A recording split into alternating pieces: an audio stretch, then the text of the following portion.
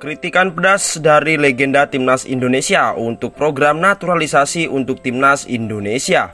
Namun sebelum kita lanjut, alangkah baiknya kalian subscribe dan like channel ini dulu. Dan jangan lupa nyalakan lonceng notifikasinya agar kalian gak ketinggalan berita menarik seputar Timnas Indonesia. Kalau sudah, mari kita lanjut.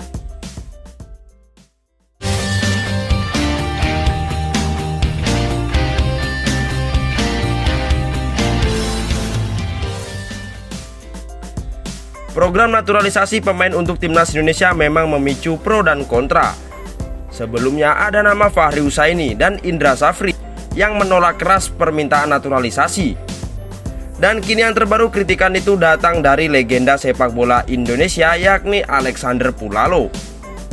Beberapa tahun lalu naturalisasi difokuskan ke pemain asing yang sudah lama dan tampil apik di Liga Indonesia seperti Christian Gonzalez, Beto Gonçalves, Victor Igbónevo, dan Ilyas Pazojevic yang merupakan beberapa di antaranya.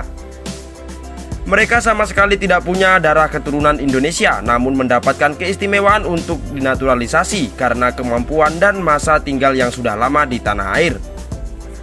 Tren kemudian berubah belakangan ini, semakin banyak pemain naturalisasi yang berasal dari pemain keturunan yang disiapkan untuk Timnas Indonesia. Terbaru, kita tentu tidak asing dengan nama Jordi Amat, Sandy Walsh, dan Zain Patinama. Ketiganya lama berkarir di Eropa, tapi sama-sama punya darah Indonesia. Alexander Pulalo selaku legenda Timnas Indonesia tidak setuju dengan program naturalisasi ini. Menurut dia masih banyak pemain lokal yang potensinya belum semuanya digali. Kalau buat Timnas nggak perlu naturalisasi, cari pemain di kita. Itu banyak pemain lokal. Naturalisasi itu nggak penting, kata Pulalo di kanal YouTube Registacho belum lama ini. Lebih lanjut, Pulalo merasa kualitas pemain naturalisasi yang memperkuat Timnas Indonesia kualitasnya tidak terlalu spesial. Kualitasnya tidak berbeda jauh dengan para pemain Timnas Indonesia.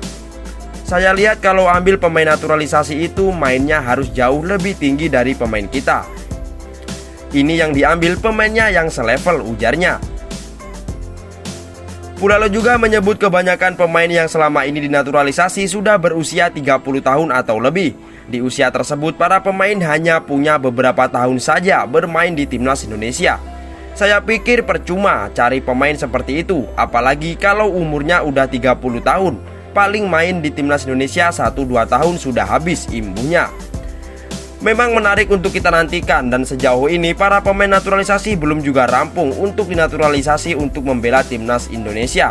Menarik ditunggu bagaimana kiprah para pemain naturalisasi di Indonesia. Mampukah mengangkat performa Timnas Indonesia atau malah sebaliknya? Jadi bagaimana tanggapan kalian? Salam olahraga.